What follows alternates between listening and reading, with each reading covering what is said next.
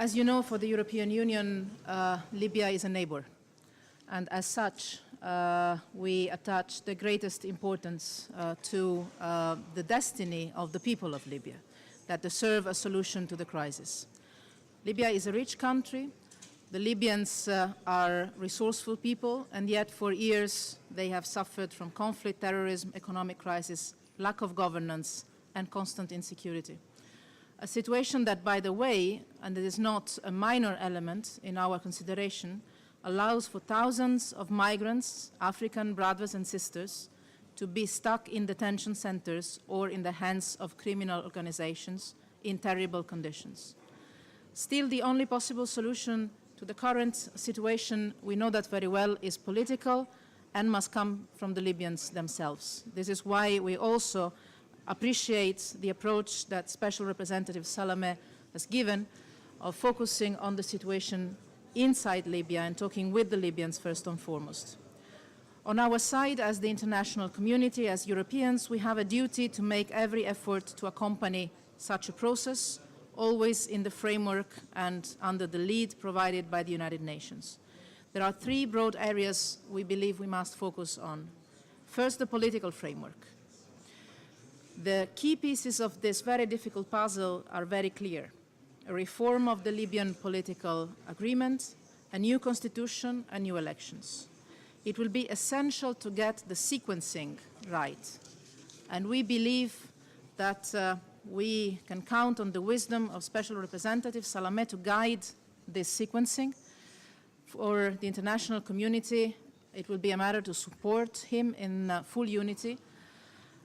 We will have tomorrow morning an important meeting of the Quartet for Libya that I believe will be helpful to coordinate steps and make sure that Europeans, Arabs, Africans, in the framework of the United Nations, all push in the same direction.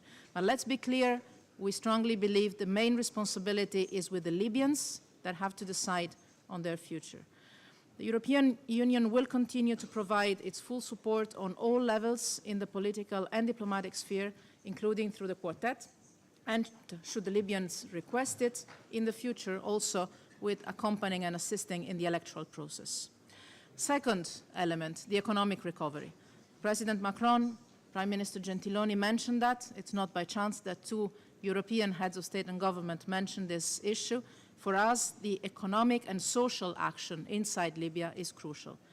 It is urgent to improve the living conditions of the Libyans, but also the credibility of the new Libyan institutions at all levels. Libya needs to move out of the war economy and reap the benefits, the economic benefits of peace. And we can and must help replace the irregular economy, including the smuggling business and the criminal networks that are making money out of the desperation of the people, with new and better economic opportunities. The European Union is the largest trade partner of Libya by far.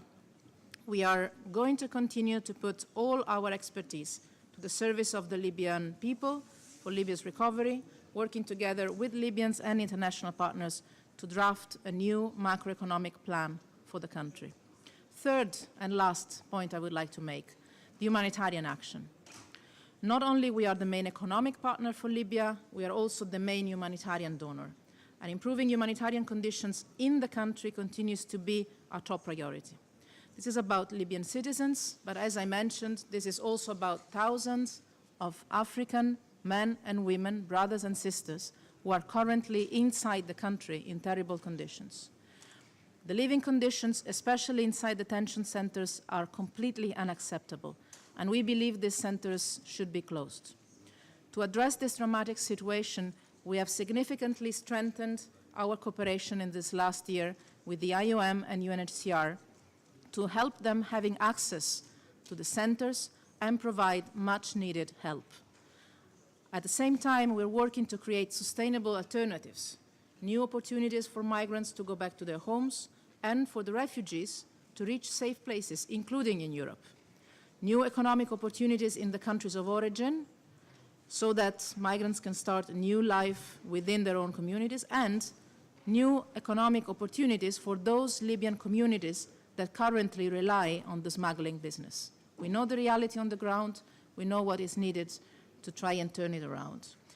Last point, I think probably the most important one in this meeting, our unity, our support to your work. In everything we do, the European Union is working and will continue to work with the United Nations. We strongly believe in multilateralism. We strongly invest in the UN system. Be it on the humanitarian action, on the economic track, or on diplomacy, we want to work together with our international partners under a strong UN leadership. Within the Quartet for Libya, for sure.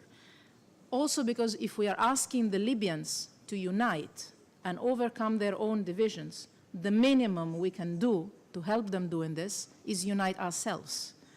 Africans, Europeans, Arabs, under the wise leadership of the United Nations. So, dear friends, you can count on the European Union to fully support your work and our Libyan brothers and sisters they can rely on our constant support in all different fields. Thank you.